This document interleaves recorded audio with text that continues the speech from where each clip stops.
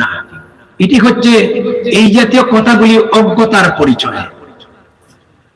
ঢাকা বিশ্ববিদ্যালয়ের পণ্ডিত ডক্টর শহীদুল্লাহ তিনি বলেছিলেন, দুনিয়ার সব জ্ঞান বিজ্ঞান অর্জন করেছ, দুনিয়ার সব বই পুস্তক পড়াশোনা করেছ, কোরআন পড়ো নাই, আমার দৃষ্টিতে তুমি মূর্খ পণ্ডিত। কথাটা একেবারে ঠিক, ঠিক কিনা বলেন? অথচ আল্লাহ তাআলা এই কোরআন নাজিল করেছেন শুধু তিলাওয়াতের জন্য না, মুখে নিয়ে চুমু খাওয়ার জন্য না, বুকে লাগানোর জন্য না, সওয়াব রেসানির জন্য না, বরং আল্লাহ তাআলা কেন কোরআন নাজিল করেছেন? সূরা আন-নাহলের 89 নম্বর আয়াত দেখেন। আমি আজকে কোরআন এবং বিজ্ঞান নিয়ে কথা বলবো, আল্লাহ যদি তৌফিক দেয়। আল্লাহ রাব্বুল আলামিন বলেন, ওয়া নাযালনা আলাইকাল কিতাবা তিবয়ানাল লিকুল্লি শাইইন ওয়া হুদান ওয়া রাহমাতান ওয়া বুশরা লিল মুসলিমিন। আল্লাহু আকবার বলবেন না? আরো জোরে বলতে হবে। আল্লাহ রাব্বুল আলামিন বলেন, আমি আপনার প্রতি একখানা কিতাব অবতীর্ণ করেছি, তিবিয়ানাল লিকুল্লি শাই। এই কিতাবের ভিতরে আছে মানব জীবনের সকল সমস্যার সুস্পষ্ট দিক নির্দেশনা। ওয়া হুদান, এটি হচ্ছে মানুষের গাইডলাইন, সঠিক পথের দিশারি, মানুষকে পথ দেখাবে। ওয়া রাহমাতান, এটি হচ্ছে মানুষের জন্য শান্তির পয়গাম। ওয়া বুশরা লিল মুসলিমিন, আর যারা মুসলমান আত্মসমর্পণকারী তাদের জন্য রয়েছে সুসংবাদ। যদি কোরআন পড়ে, কোরআন বুঝে, কোরআন অনুযায়ী জীবন চালায়, দুনিয়া হবে শান্তি আর আখিরাত হবে জাহান্নাম থেকে মুক্তি। জোরে বলেন সুবহানাল্লাহ। এই ভাইগুলি আপনারা বসুন।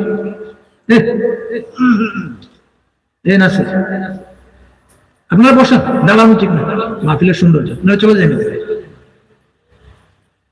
শুধু তাই না, মহান আল্লাহ রাব্বুল আলামিন তিনি আর বলেছেন, মা ফাররাতনা ফিল কিতাবি মিন শাই।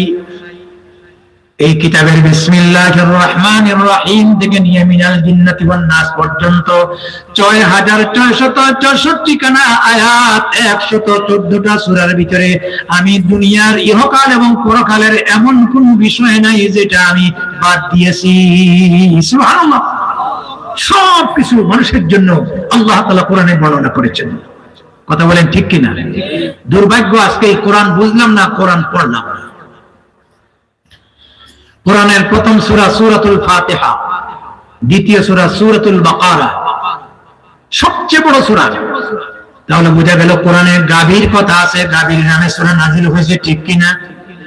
কোরআনে আছে সূরা নমল, পিপলিকার নামে সূরা। কোরআনে আছে সূরা নহল, মধুমক্ষিকার নামে সূরা। কোরআনে আছে সূরা আনকাবুত, মাকড়সার নামে সূরা। কোরআনে আছে সূরা ফিল, হাতির নামে সূরা। কোরআনে আছে মহিলাদের স্বতন্ত্র নামে সূরা, সূরা নিসা। আর কোরআনে আছে মানুষের নামে সূরা, সূরা নাস। সুবহানাল্লাহ। এই জন্য ভাইরা আমার, কোরআন সম্পর্কে আমাদের ধারণা বড় রাখতে হবে। এটি আল্লাহ পাকের কিতাব এবং এটা আমাদের জীবনের উন্নয়ন, পরকালের মুক্তির জন্য আমাদের দিক নির্দেশনা। দুনিয়ার জীবনে যদি কেউ ফায়দা চায়, আখিরাতের জীবনে মুক্তি চায়, তাকে অবশ্যই গাইডলাইন নিতে হবে কোরআন থেকে। কোথায় থেকে? কোরআন থেকে। আল্লাহ রাব্বুল আলামিন সূরা জুমআর ২ নম্বর আয়াতে বলছেন, হুয়াল্লাযী বা'আসা ফিল উম্মিয়িনা রাসূলা। তিনি তো সেই আল্লাহ রাব্বুল আলামিন যিনি নিরক্ষরদের মাঝে একজন রাসূল প্রেরণ করেছেন। আল্লাহর রাসূল হলেন আনলিটারেট প্রফেট, নিরক্ষর। এর মানে তিনি লেখাপড়া জানেন না, এর অর্থ এটা নয়। তিনি মূর্খ নন, তিনি কোনো প্রতিষ্ঠানে পড়াশোনা করেন নাই, তার কোনো উস্তাদ নাই, কোনো শিক্ষক নাই। অথচ আল্লাহ তাআলা নবীকে যে জ্ঞান দিয়েছেন, আল্লাহর রাসূল পরিচয় দিয়েছেন, বুইস্তু মুআল্লিমা, আমাকে মানবতার মহান উস্তাদ বানায়া প্রেরণ করা হয়েছে। বলেন সুবহানাল্লাহ। মহান আল্লাহ রাব্বুল আলামিন বলেন হুয়াল্লাযী বা'আসা ফিল উম্মিয়িনা রাসূলাম মিনহুম ইয়াতলু আলাইহিম আয়াতিহি ওয়া ইউযাক্কিহিম ওয়া ইউআল্লিমুহুমুল কিতাবা ওয়াল হিকমা ওয়া ইন কানু মিন ক্বাবলু লাফি দালালিম মুবিন। আল্লাহু আকবার। আল্লাহ বলেন তিনি নিরক্ষরদের মাঝে একজন রাসূল প্রেরণ করলেন যিনি মানুষের মাঝে আল্লাহর কোরআন তেলাওয়াত করতেন। এরপরে তিনি তাজকিয়া নফস মানুষের অন্তঃকরণ থেকে গুনাহগুলি মুছে দিতেন। এরপরে ওয়া ইউআল্লিমুহুমুল কিতাব তিনি আল্লাহর কিতাবের সার্বজনীন জ্ঞান, ইংরেজিতে বলে ইউনিভার্সাল সায়েন্স, আর ওয়াল হিকমা যুগ উপযোগী বিজ্ঞানের জ্ঞান দিয়েছেন। অথচ এই কোরআন আসার আগে তারা ছিল বিভ্রান্তিতে লিপ্ত। এই কোরআন আসার আগে তারা গুমরাহিতে লিপ্ত। যখন কোরআন পাইল, কোরআন পড়লো, কোরআন বুঝলো, কোরআনের সমাজ ধরলো, এরা এক একজন হীরকখণ্ডে পরিণত হয়ে গেল। সুবহানাল্লাহ বললেন না? কথাগুলি ভালো লাগতেছে না? কথাগুলি ভালো লাগতেছে না? আজকের বাস্তবতা। বিশ্বকবি, কবি সম্রাট আল্লামা ইকবাল রাহমাতুল্লাহ আলাইহি বলেছেন উতর কর গার হেরা সে, উতর কর গার হেরা সে সুয়ে কওম আয়া और एक नुस्खाए किमिया साथ लाया। নবী করিম সাল্লাল্লাহু আলাইহি ওয়াসাল্লাম এই পৃথিবীতে যখন আসছেন গারে হেরা থেকে জাতির জন্য একখানা নুসখায়ে কিমিয়া উপহার নিয়ে এসেছেন। নুসখায়ে কিমিয়ার অর্থ হচ্ছে পরশ পাথর। আল্লাহর কোরআনকে তিনি পরশ পাথরের সাথে তুলনা দিলেন। কেন? অরিজিনাল পরশ পাথরের সাথে লোহা লাগলে, তামা লাগলে স্বর্ণ হয়ে যায়। এই কোরআনের সাথে যাদের জীবন লাগছে তাদের জীবনটা স্বর্ণের মানুষে পরিণত করেছে। দেখুন না সাইয়্যিদনা ওমর রাদিয়াল্লাহু তাআলা কতটুকু জাহিল বলে উলঙ্গ তরবারি নিয়ে মুহাম্মদ সাল্লাল্লাহু আলাইহি ওয়াসাল্লামের মাথা আনার জন্য ঘর থেকে বের হতে পারে, ঠিক কিনা? রাস্তা পাইছেন খাব্বাব, জিজ্ঞাসা করছেন ফাইনা তাযহাবুন, ওমর কোথায় যাচ্ছ? মতি গতি তো ভালো না। বলছে রাস্তা ছেড়ে দাও। মুহাম্মদ সাল্লাল্লাহু আলাইহি ওয়াসাল্লাম কোরআন নামক কিতাব পড়ে পড়ে আমাদের জাতি শেষ করে দিচ্ছে। আমি যাচ্ছি, এখন থেকে মুহাম্মদের গর্দনা উড়িয়ে দিব। নাউযুবিল্লাহ। বলছেন মুহাম্মদের গর্দনা ওড়ানোর আগে তোমার বোনের খবর জানো? তোমার বোন এবং ভগ্নিপতি তো সেই মুহাম্মদ সাল্লাল্লাহু আলাইহি ওয়াসাল্লামের কাছে ইসলাম ধর্ম গ্রহণ করেছে। রাগটা আরো বাড়ছে। দৌড় দিলেন বোনের বাড়িতে। বারান্দায় যাইয়া দরজায় কান লাগাইয়া শুনেন ঘরের ভিতরে কোরআনের আওয়াজ আসতেছে। একজন শিক্ষক বোন এবং ভগ্নবতীকে কোরআনে পড়েন সবাই।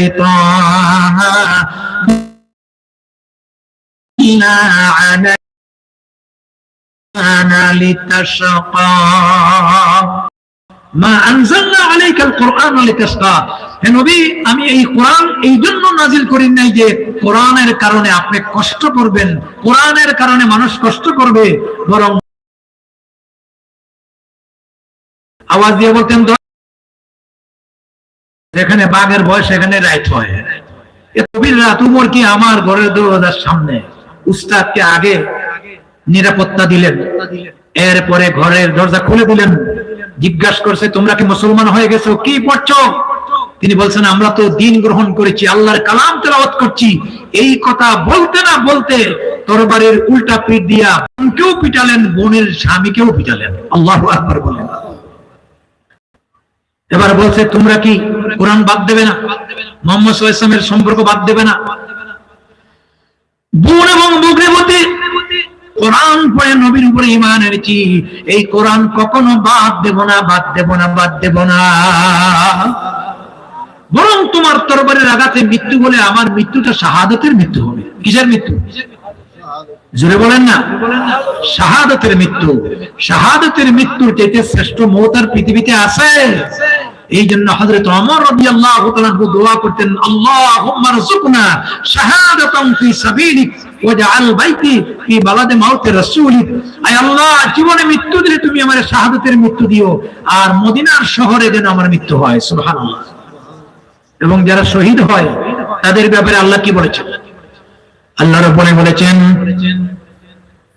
যারা আল্লাহর রাস্তায় নিহত হয়, যারা আল্লাহর রাস্তায় শাহাদাত বরণ করে, তাদেরকে তোমরা শহীদ বলো, তোমরা তাদেরকে মৃত বলো না, তাদেরকে তোমরা মৃত বলো না, বরং তারা জীবিত। বাল আহিয়াউ ওয়ালাকিন লা তাশউরুন। এদের ব্যাপারে তোমাদের কোনো জ্ঞান নাই। আল্লাহ আরেক জায়গায় বলেছেন, বাল আহিয়াউ ওয়ালাকিন লা ইউরযাকুন, বরং আল্লাহর পক্ষ থেকে এদেরকে জান্নাতি রিজিক সাপ্লাই দেওয়া হয়।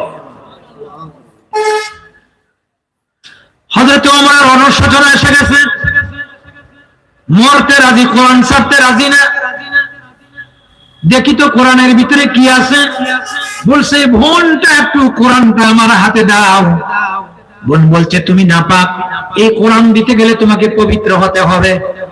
পবিত্র হয়ে গেলেন, এবার কোরআন খুলে তেলাওয়াত করলেন, তাহা মা আনজালনা আলাইকাল কুরআনা লিতাশকা। টলটল করে ওজুর দ্বারায় চোখ দিয়ে পানি পড়লো আর বলল, রব্বুল আলামিন, আমি তো না জেনে কোরআনের বিরোধিতা করেছি। এত সুন্দর বাণী, এই কোরআন নাজিল করা হয় না মানুষকে কষ্ট দেওয়ার জন্য। আমার অন্তরের চক্ষু খুলে গেছে। বুনবে আর বনির স্বামী রে, তোমরা চলো মুহাম্মদ সাল্লাল্লাহু আলাইহি ওয়াসাল্লামের দরবারে, আল্লাহর নবীর দরবারে গিয়ে তোমাদের ভাই শাহাদাতের পেয়ালা পান করতে চায়। বোন বলছে, ওমর, তোমার সৌভাগ্য, গতকালকে রাসূলুল্লাহ দুইজনের জন্য দোয়া করেছেন, আল্লাহ অন্ততপক্ষে আবু জেহেল ইবনে হিশাম অথবা ওমর ইবনুল খাত্তাব থেকে যে কোনো একজনকে ইসলাম গ্রহণ করার তৌফিক দাও।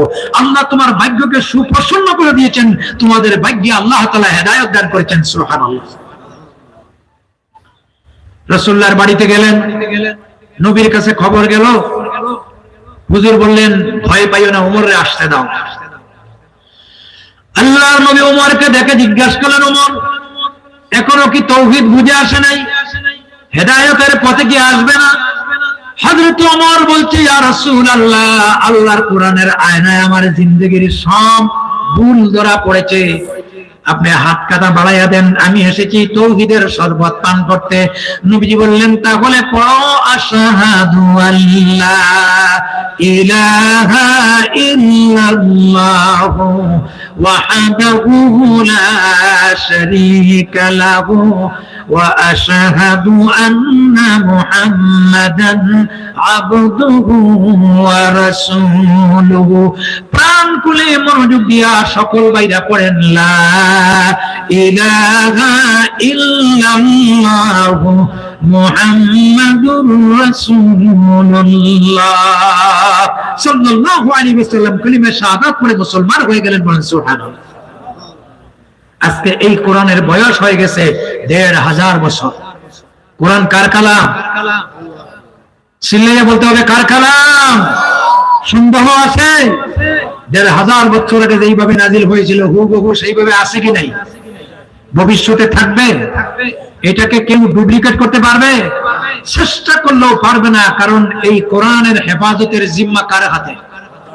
আল্লাহ রাব্বুল আলামিন বলেন, ইন্না নাহনু নাযালনা যিকর ওয়া ইন্না লাহু লাহাফিজুন। নিঃসন্দেহে এই কোরআন আমি আল্লাহ রাব্বুল আলামিন নাযিল করেছি, আর আমি আল্লাহ নিজে তার হেফাজত করব। সুবহানাল্লাহ। লক্ষ লক্ষ হাফিজ আছে কিনা? কথা বলেন না কেন? বাংলাদেশে একজন হিন্দু গায়ক আছে, এত সুন্দর কোরআনের উপরে তিনি গান গাইছেন। যদি আগুন লাগে, যদি আগুন লাগে পুড়ে যায় পৃথিবীর সব বইয়ের দোকান, তবে বিশ্ব থেকে হারাবে না পবিত্র কোরআন। মারহাবা বলেন, আরো জোরে মারহাবা বলেন। যদি আগুন লাগে, যদি আগুন লাগে পুড়ে যায় পৃথিবীর সব বইয়ের দোকান, তবে বিশ্ব থেকে হারাবে না পবিত্র কোরআন। আল্লাহু আকবার। আল্লাহ আমার বাইরে তুমি হেদায়েত দাও, বলেন আমিন। কেন এই কথাটা বলছে? কারণ পৃথিবীতে লক্ষ লক্ষ কোটি কোটি কোরআনের হাফিজ আছে। কাপড়ের কোরআন, কাগজের কোরআন জ্বলতে পারে, মানুষের সিনায় কোনোদিন কোরআন জ্বলবে না, ঠিক কিনা? আজকে এই কোরআনের প্রতি আমাদের দায়িত্ব আছে কিনা? আমরা তো এটারে বানাইছি তাবিজের কিতাব, আবার বেজার হইয়া না? তাবিজ দিয়ে হুজুররা খুব বেজার হবে। আল্লাহর কোরআন নাজিল হয় নাই তাবিজ দেওয়ার জন্য, আল্লাহর কোরআন নাজিল হয়েছে হুদাল লিন্নাস, মানুষকে সঠিক পথের দিশা দেওয়ার জন্য, ঠিক কিনা? কি সুন্দর কোরআনে বানাইছে। বাজারে নিয়ে লাল কাপড় দিয়া গ্যালারি বানায়, আর মাঝখানে পাগড়ি লাগাইয়া মাইক লাগাইয়া কয় এই কোরআন সারা রাত গ্লাসে ভিজাইয়া পরের দিন এক শ্বাসে খাইলে পেটের বেদনা নিবারণ হয়ে যাবে। নাউজুবিল্লাহ। কোরআন কি পেটের বেদনা নিবারণের জন্য আল্লাহ নাযিল করছে? এক ঘটনা শুনছিলাম, এক ভদ্রলোক হুজুরের কাছে গেছে, কয় হুজুর একটা তাবিজ দেন। বলে কেন? বলে আমার ছেলে প্রত্যেকদিন বিছানায় প্রস্রাব করে। ওই দিতেছি, এটা কোমরে বাঁধিয়ে দিলে আর প্রস্রাব করবে না। কয় হুজুর একেবারে বন্ধ করে দিয়েন না। বলে না, মাঝে মাঝে করবে। যেই দিন বাঁধিয়া দিছে 1 মাসের প্রস্রাব করছে। বউয়ে কয় কোন হুজুরের তাবিজ দিল? আমার ছেলের প্রস্রাব বেড়ে গেছে, হিতে বিপরীত। ঘরে যদি বউ খারাপ, মন খারাপ থাকে, শান্তি না অশান্তি? স্বামী কয় তোর জ্বালায় আর বাহিরেও শান্তি পাই না, ঘরেও শান্তি পাই না। কি লেখছে দেখি, খুলিয়া দেখে 4 কোনায় 4 ফেরেশতার নাম, ইয়া আজরাইলু, ইয়া জিবরাইলু, ইয়া মিকাইলু, ইয়া ইসরাফিল। আর মাঝখানে কোটা কোটা দিয়া 312, 918, 620 এইভাবে লেখছে। লোকটা কয় সর্বনাশ, আল্লাহ মাফ করুক। জিবরাইলে চিনি, আজরাইলে চিনি, মিকাইলে চিনি, ইসরাফিলে চিনি, এরার নাম কেন লই নিল? এদেরকে কেন ডাকলো? আমার ছেলেরে আল্লাহ মাফ করুক আগাইছে না, যেটাও বেশি। আর ডাইনে ভাবে আরো 2 জনের নাম লেখছে, ইয়া বুদ্দুহু, ইয়া বুদ্দুহু। পরের দিন যাইয়া কয় হুজুর কি তাবিজ দিলেন? 1 মাসের প্রস্তাব করছে। আমি খুলিয়া দেখি আজরাইলে ডাকছেন, জিবরাইলে ডাকছেন, এদেরও চিনি। ডাইনে ভাবে আরো 2 জনরা ডাকছেন, ইয়া বুদ্দুহু, ইয়া বুদ্দুহু। এরা কারা চিনলাম না। হুজুরে কয় আমিও চিনি না। এই হলো আজকের অবস্থা, ঠিক কিনা বলেন? ও মুসলমানেরা, কোরআনে কারীম বেশি বেশি করে তেলাওয়াত করেন, কোরআনে কারীম বেশি করে পড়েন। এই কোরআন পড়লে লাভ না লস? কোরআনে কারীমে আল্লাহর বলে বলছেন, ওয়া ইযা তুলিয়াত আলাইহিম আয়াতুহু যাদাতুহুম ঈমানা। যখন আমার বান্দা বান্দি কোরআনুল কারীম তেলাওয়াত করে, সঙ্গে সঙ্গে আল্লাহ রাব্বুল আলামিন তেলাওয়াতকারীর ঈমানকে আল্লাহ পাক বৃদ্ধি করে দেন। সুবহানাল্লাহ। এখন আমরা তো তেলাওয়াত করি, তেলাওয়াতের হক আদায় হয় না। কথাগুলি খারাপ লাগতেছে? বিষয় ভিত্তিক কথা বলছি, কান মন দিয়ে শুনেন, ফায়দা হবে। আমি কিন্তু বুঝাই বুঝাই বলছি, এই যে বিরতিহীন না। কোরআনে কারীমে আল্লাহ রাব্বুল আলামিন সূরা বাকারায় বলছেন, আল্লাযীনা আতাইনাহুমুল কিতাবা ইয়াতলুনাহু হাক্কা তিলাওয়াতিহি। আমি যাদের কাছে আমার কিতাব নাজিল করেছি, আমার এই কোরআন অবতীর্ণ করেছি, আওয়াজ দিয়ে বলেন তো কিতাবখানা নাজিল করছেন কে? আরো জোরে বলেন।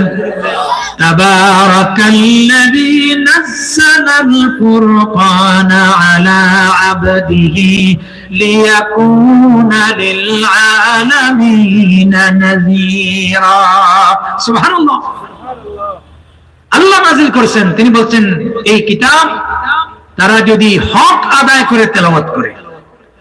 তাহলে আজকে থেকে একটা মাসআলা জানিয়ে নেন, 3টা বিষয়ের মাধ্যমে তেলাওয়াত করলে হক আদায় হবে। কয়টা? আরো জোরে।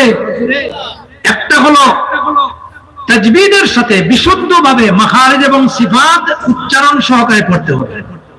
এই যে আল হারমাইন ইসলামিয়া মাদ্রাসা, এটা যিনি প্রতিষ্ঠা করেছেন মাওলানা কারি ইখলাসুর রহমান, একজন বিখ্যাত কারি ছিলেন। এখানে বলাউড়ার মসজিদের মুতওয়াল্লি সাহেব বসে আছেন, উনার মসজিদে গত রমজানে আসছিলাম, মৌলানা জয়নাল আবদিন সহ 7-8 জন শিক্ষক বাচ্চাদেরকে কোরআনের তালিম দিয়েছেন। আমি অভিভূত হয়েছি, রমজান আসলে আমাদের বাচ্চাগুলিকে কোরআনের তালিম দিতে হবে। 2 নম্বরে হচ্ছে আল্লাহ পাকের কোরআনের মর্ম উদ্ঘাটন করতে হবে, বুঝার চেষ্টা করতে হবে। আজকে আমরা নামাজে সূরা ফাতিহা পড়ি, জানি না, সুবহান রাব্বিল আযীম বুঝি না, রব্বানা লাকাল হামদ বুঝি না, সামি আল্লাহু লিমান হামিদা বুঝি না। এই বেবুঝের মতো কোরআন পড়লে কিয়ামত পর্যন্ত এই কোরআন থেকে হেদায়েত পাওয়া যাবে না, ঠিক কিনা বলেন?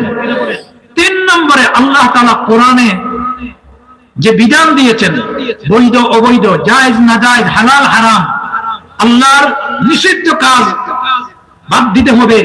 আমর বিল মারুফ, যেখানে আল্লাহ তাআলা সৎ কাজের আদেশ দিয়েছেন সেটা মানতে হবে, হালালকে হালাল মানতে হবে, হারামকে মানতে হবে।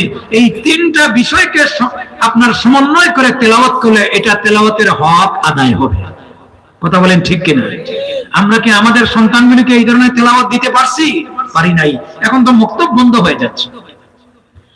আর বাংলাদেশ শিক্ষা ব্যবস্থায় যে উন্নত, আল্লাহ মাফ করুক, সেই দিন দেখলাম শিক্ষক প্রশিক্ষণ, টিচার ট্রেনিং, সেখানে টিচারদেরকে ট্রেনিং দেওয়া হচ্ছে, প্যাপ্যাক প্যাপ্যাক প্যাপ্যাক প্যাপ্যাক হাসির আওয়াজ।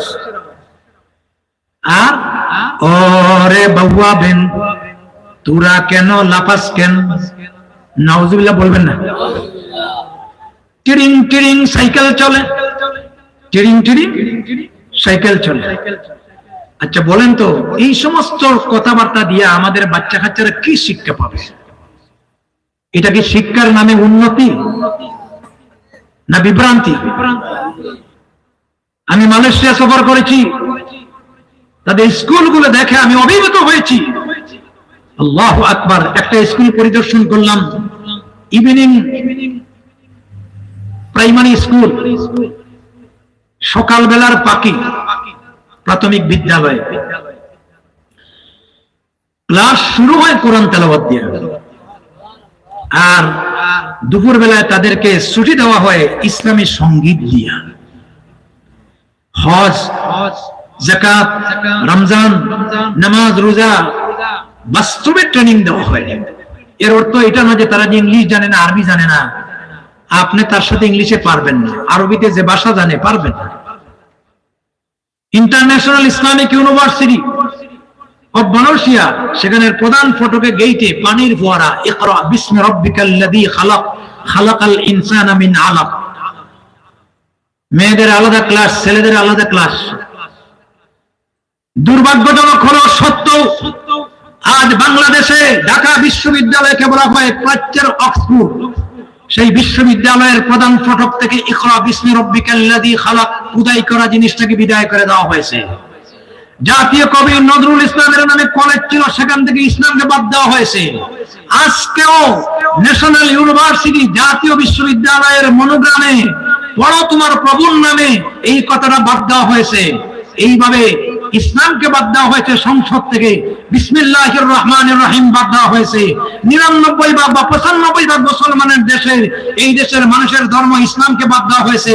তো ইসলাম, মুসলমান, কোরআন এগুলা বাদ দিয়ে যদি শিক্ষা ব্যবস্থা তৈরি করা হয়, কিয়ামত পর্যন্ত মানুষ তৈরি হবে না, জীব জানোয়ার গরু বাছুর তৈরি হবে। আমরা এই সমস্ত শিক্ষা ব্যবস্থা চাই না, চাই না, চাই না। আপনারা কি চান? দেখি চান না কতজন হাত উঠান, জোরে সোরে একটা তাকবীর দেন।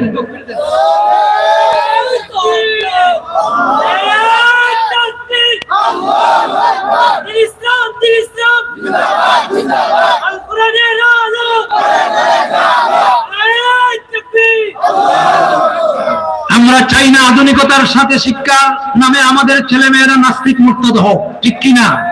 আমরা চাই বাংলা পড়ুক, ইংরেজি পড়ুক, আরবি পড়ুক, সাথে সাথে কোরআন পড়ুক, হাদিস পড়ুক। আমার মৃত্যুর পরে যেন সে কবরে দাঁড়াইয়া পড়তে পারে রব্বির হামহুমা কামা রাব্বায়ানি সগীরা। আমরা এই ধরনের সোনামণি সন্তানদেরকে তৈরি করতে চাই। এই শিক্ষাই একমাত্র হচ্ছে মাদ্রাসা শিক্ষা, কোরআন সুন্নাহ শিক্ষা, ঠিক কিনা? এই জন্য ভুল বুঝবেন না, ডাক্তার বানান, ইঞ্জিনিয়ার বানান, কোনো বাধা নাই। আগে কোরআন শিক্ষা দেন, নতুবা মূলে যদি কোরআন না থাকে তাহলে রোডের বদলা বাঁশ দেবে। ডাক্তার যদি হয় অপারেশন করে পেটে সেলাই করার আগে ব্যান্ডেজ রেখে অথবা কাঞ্চি রেখে সেলাই করবে, আর বলবে দেয়ার ইজ নো গড, স্রষ্টা বলতে কেউ নেই, পৃথিবী প্রাকৃতিক এমনি এমনি চলে। এখন আপনারা এই আলোচনা থেকে সিদ্ধান্ত নিন, ছেলেদেরকে মানুষ বানাবেন না অমানুষ বানাবেন? আরো জোরে মানুষ বানাতে চাই। এবার আসুন, সময় কম, অনেক কথা বলার ইচ্ছা ছিল। আমি আবার বাস্তববাদী, যেহেতু শাস্ত্রে টেকনোলজি বিশ্ববিদ্যালয়ে চাকরি করি 29 বছর, চর্চা করি, এই জন্য এই কথাগুলি বলি। আমার কিছু মুসল্লি আছে যারা এগুলা ভালো পায়, জানে। আপনারা উপস্থিত হয়েছেন আলহামদুলিল্লাহ, পুরা প্যান্ডেল কানায় কানায় ভর্তি, বলি আলহামদুলিল্লাহ। আব্দুল সালাম মাদানী, এরপরে আরো মৌলানা মুজিবুর রহমান, এরপরে জিন্নাবাড়ির প্রিন্সিপাল, ওনারা আছেন আরো 3 জন। আমি আমার সময়ের ভিতরে কথা শেষ করে নিব। বলছিলাম কোরআন হচ্ছে বিজ্ঞানময় কিতাব, এটি একটি সায়েন্সের সর্বোচ্চ কিতাব, কথা ঠিক কিনা? কোরআনে বিজ্ঞানের কথা আছে কি নাই? এবং কোরআন হচ্ছে সব সমস্যার সমাধান। এমন না যে 1500 বছর আগে নাজিল হয়েছে আর বিজ্ঞানের যুগে আসিয়া এটাও ওয়ান মডেল হয়ে গেছে, না, এই কথা কেউ বলতে পারবে না। বরং আল্লাহ তাআলা কিয়ামতের আগ পর্যন্ত যত বিষয় আসে 1500 বছর আগে তার দিক নির্দেশনা কোরআনে দিয়েই দিয়েছেন, ঠিক কিনা? এবার একটা ঘটনা বলি, শুনতে রাজি আছেন? ঘুমাই গেছেন মনে হয়, আমারে জবাব দিতে হবে। ইসলামের দ্বিতীয় খলিফার নাম কি? হযরতে ওমর রাদিয়াল্লাহু তাআলা, জলিলুল কদর সাহাবী। আল্লাহ তাআলা তাকে খেলাফত দিয়েছিলেন গোটা পৃথিবীর অর্ধেক জাহান, সুবহানাল্লাহ। রাত গভীর হয়ে গেলে মানুষ ঘুমাইতো, আর হযরতে ওমর সিভিল ড্রেসে মানুষের দুয়ারে দুয়ারে অলিতে গলিতে সারাটা রাত কাটাই দিতেন। তার খাদিম বলতো, ওলি জাসাদিকা হকুন, স্বাস্থ্যের তো হক আছে, কমপক্ষে রাতে ঘুমান। বলছে, শোনো, ফুরাত নদীর তীরে যদি একটা কুত্তা না খাইয়া মরে, ময়দানে মাহশরে আল্লাহর কাছে যদি আমার বিরুদ্ধে অভিযোগ দেয়, কি জবাব দেব? এই ফিলিংস আমার ভিতরে না থাকলে আমি রাতের ঘুমকে হারাম করতাম না। একদিন তিনি তার ঘরে বসে জনগণের দরখাস্তগুলি দেখতেছেন, কে কি অ্যাপ্লিকেশন করছে। ইতিমধ্যে 2 জন মহিলা একটা অভিযোগ নিয়ে আসছে। কয়জন মহিলা? 2 জন। এর আগে আসছেন হযরত আলী, ঘরে ডাক দিছেন, ওমর ঘরে আছেন? বলছে, কে? বলছে, আমি আলী। ভাই কি জন্য এসেছেন? বলে যে আমি আসছি একটা প্রাইভেট কাজে, ব্যক্তিগত কাজে। বলে যে দরজা খুলে দেওয়া যাবে না, এই সময় আমি যে তেল জ্বালায় কাজ করতেছি এটা রাষ্ট্রের জনগণের ট্যাক্সের পয়সা, তোমার ব্যক্তিগত কাজে ব্যবহার করলে ময়দানে মাস্টারি কি জবাব দেব? এর সাথে 2 জন মহিলা আসে, দরজা খুলে দিলেন। এরপরে দেখলেন কুলে একটা সন্তান। জিজ্ঞাসা করলেন, তোমরা কারা, কি অভিযোগ? বলে, হুজুর, আমরা 1 মাস আগে গর্ভবতী ছিলাম, আল্লাহর মেহেরবানিতে আমরা 2 জনই 2টা সন্তান জন্ম দিয়েছি, তবে একটা হয়েছে পুত্র আর আরেকটা হয়েছে কন্যা। এই আল্লাহর বান্দি আমার পুত্র সন্তান চুরি করে নিয়ে গেছে, আর মেয়েরা কে গেছে আমার বাবা। এখনো বাংলাদেশে বহু লোক আছে, মেয়ে জন্ম নিলে মনটা অসন্তুষ্ট হয়, আছে কি নাই? এই কাজ করবেন না। আল্লাহ রাসূল বলেছেন, যেই ঘরের ফ্যামিলির প্রথম সন্তান কন্যা, দ্বিতীয় সন্তান কন্যা, তৃতীয় সন্তান কন্যা, ওয়াজাবাত লাহুল জান্নাহ, এই ফ্যামিলির জন্য আল্লাহর দরবারে জান্নাত ওয়াজিব হয়ে যায়। এই পৃথিবীতে যত মানুষ এসেছেন সব মায়েদের গর্ভ থেকে এসেছেন, এমনকি 1 লক্ষ 2 লক্ষ মতান্তরে 24,000 আম্বিয়া আলাইহিমুস সালাতু ওয়াস সালাম সবাই মায়ের গর্ভ থেকে এসেছেন, ঠিক কিনা? হযরত ওমর বলছেন, তা আমি কি করব? বলছে, আপনি যেহেতু কোরআনের শাসন, খেলাফত ব্যবস্থা, কোরআন আছে, আমাদের টেনশনের দরকার নেই। আপনি আমাদেরকে সমাধান দেন, কার গর্ভ থেকে ছেলে জন্ম নিছে আর কার গর্ভ থেকে মেয়ে জন্ম নিছে। সুবহানাল্লাহ বলবেন না? উমর তো বলছেন বড় বেকায়দায়। আলীরে বলছেন, ভাই, এমন একটা সময় আসছো, আমারে তুমি ইন্টারফেয়ার করো, আল্লাহর কোরআন দিয়া এদের সমস্যার সমাধানটা দাও। হযরত ওমরের মনে মনে রাগ, কারণ প্রথমে দরজা খুলে দিয়েছেন না, স্মরণ আছেন? কিন্তু সাহাবায়ে কেরামের রাগ গোসা তো আমাদের মতো না। হযরত আলী রাদিয়াল্লাহু তাআলা বলছেন, ওমর, নবী করিম সাল্লাল্লাহু আলাইহি ওয়াসাল্লাম তোমার ব্যাপারে বলেছেন, লাউ কানা বাদি নাবিয়ান লাকানা উমর, আমার পরে পৃথিবীতে যদি আল্লাহ রাব্বুল আলামিন কাউকে নবী বানাইতেন, ওমরের ভাগ্যে নবী হইতো। এত বড় মর্যাদাপূর্ণ আমিরুল মুমিনিন শাসন ক্ষমতায় থাকার পরে আমি এটার সমাধান দেব সম্ভব না। হযরত ওমর রাদিয়াল্লাহু তাআলা মুহূর্তের ভিতরে চোখের পানি ছেড়ে দিয়ে না বললেন, আলী রে, যদিও জনগণ আমারে খলিফা বানাইছে, কিন্তু তোমার ব্যাপারে রাসূলুল্লাহ তো আরো বড় কথা বলেছেন। আল্লাহর নবী বলেছেন, আনা মাদিনাতুল ইলম ওয়া আলিয়ুন বাবুহা, আমি হলাম জ্ঞানের নগরী, আর এই নগরীর প্রধান দরওয়াজা হযরত আলী। আওয়াজ দিয়ে বলবেন না সুবহানাল্লাহ। ইলমের ব্যাপারে, জ্ঞানের ব্যাপারে যত বড় কথা রাসূলুল্লাহ বলেছেন, আমার ব্যাপারে তাই বলেন না। হযরত আলী রাদিয়াল্লাহু তাআলা দুইজন মেয়েকে নিয়ে গেলেন মেহমানখানায়। তাদের জায়গা হলো ভিআইপি। ছেলেকে ঘুম পাড়িয়ে দেওয়া হলো। এবার হযরত আলী দুইজন নারীর কাছে দুইটা গ্লাস দিলেন। বললেন, মনে কিছু নিও না, সন্তানগুলি নবজাতক দুধ খায় বলে দুধ খায়। বলে, শোনো, এই গ্লাসের অর্ধেক পর্যন্ত দুধ বের করে আমার কাছে দাও। আমি আল্লাহ রাব্বুল আলামিনের কোরআনের ল্যাবরেটরিতে পরীক্ষা করব। কোরআন বলে দিবে কার গর্ভ থেকে ছেলে জন্ম নিয়েছে আর কার গর্ভ থেকে কন্যা সন্তান জন্ম নিয়েছে। সুবহানাল্লাহ। এটা আসতে বলেন কেন? খাবার দাবার কম করছেন নাকি? গায়ে শক্তি নাই? আরো জোরে বলতে হবে সুবহানাল্লাহ। দুইজন মহিলা তাদের স্তন টিপে অর্ধেক গ্লাস পর্যন্ত দুধ দিল। হযরত আলী রাদিয়াল্লাহু তাআলা ভালো করে গবেষণা করলেন, কোরআনের আয়াতের সাথে তিনি পরীক্ষা করলেন। কোরআন আয়াত বলে দিল যে নারীর স্তনের দুধ গাঢ় ঘন, এই নারীর গর্ভ থেকে পুত্র সন্তান জন্ম নিছে। আর যেই নারীর স্তনের দুধ হালকা পাতলা, ওই নারীর গর্ভ থেকে কন্যা সন্তান জন্ম নিছে। ছেলের মা বলছে, আল্লাহ হযরত আলীর হায়াত বাড়াইয়া দাও। আজকে যদি খেলাফত ব্যবস্থায় কোরআন না থাকতো, আমি কিন্তু ঠকা খাইতাম। তাহলে কোরআন দেশে থাকলে, রাষ্ট্রে থাকলে, হুকুমতে থাকলে কোনোদিন মানুষ ঠগে না। কোরআন কোনদিন মানুষকে প্রতারণা দেয় না। কোরআন কোনদিন মানুষকে ধোঁকা দেয় না। রাসূলুল্লাহ বলেছেন, মান ক্বালা বিহি সাদাকা, যারা কোরআন থেকে কথা বলবে তাদের কথা সত্য। ওয়া মান আমিলা বিহি উজরা, কোরআনের উপরে যারা আমল করবে তারা নিশ্চয় বিনিময় পাবে।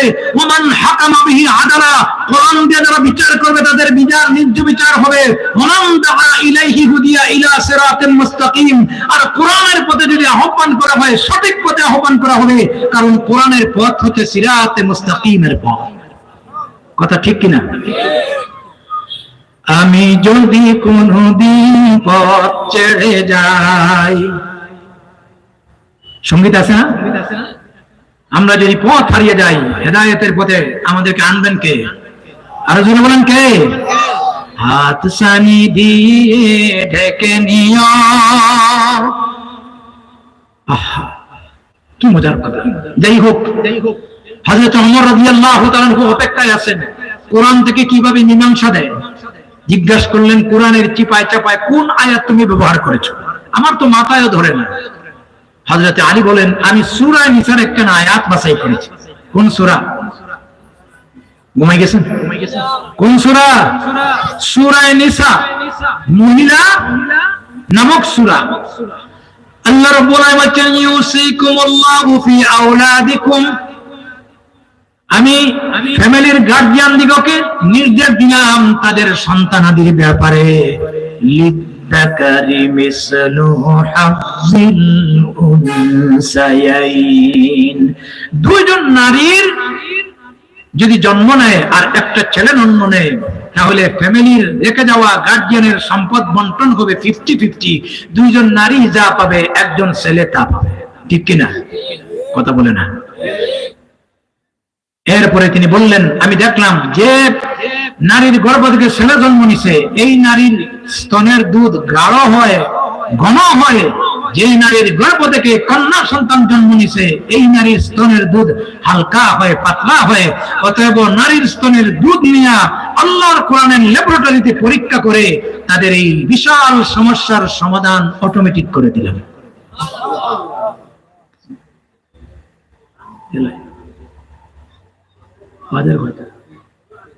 এটা আগে দিত।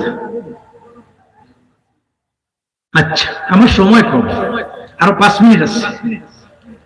আজকের যদি একটা সুন্দর কাহিনী শোনাবো, শুনতে রাজি আছেন? হ্যাঁ,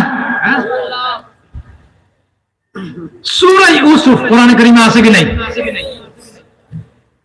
যখন ইউসুফ আলাইহিস সালাতু ওয়াস সালামকে ভাইরা চক্রান্ত করে কুয়ায় ফেলে দিল, ঘটনা আছে না?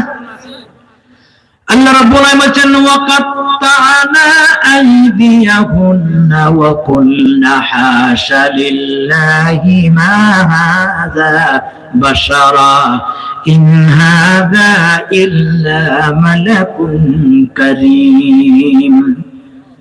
ইউসুফের সৌন্দর্য দেখে মিশরের মহিলারা শুধু হাত কাটলো না, তারা বলল এত সুন্দর সুদর্শন মানুষ আমরা জীবনেও দেখি নাই, সম্ভবত আল্লাহর পক্ষ থেকে কোনো মহান ফেরেশতা হবে। পরে আল্লাহ তাআলা ইউসুফকে মিশরের অর্থমন্ত্রী বানাইছেন না, ফাইন্যান্স মিনিস্টার। তখন মিশরে কাহাব দেখা গেল বাইরে আসছিল ত্রাণ নেওয়ার জন্য।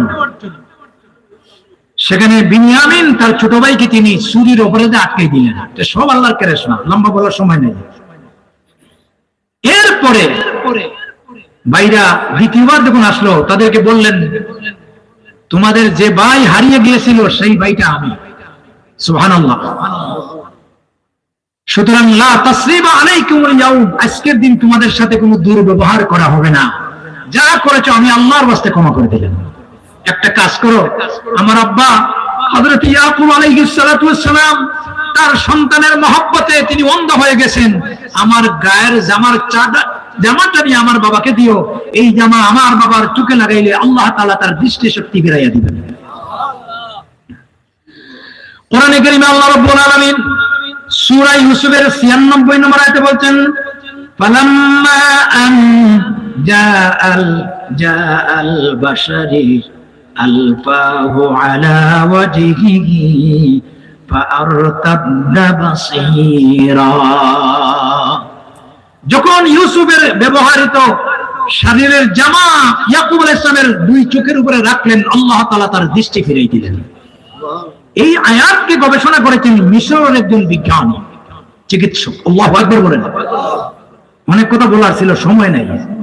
মিশরের একজন বিজ্ঞানী, তিনি চিন্তা করলেন গাম লাগানো জামা, গায়ে যেটা আমরা জামা দিই গাম লাগে না, গাম লাগানো জামা ইয়াকুবের চোখের উপরে রাখার সঙ্গে সঙ্গে চোখের দৃষ্টি ফিরে গেল, তাহলে গামের ভিতরে সম্ভবত আল্লাহ পাকের কোন মেডিসিন আছে।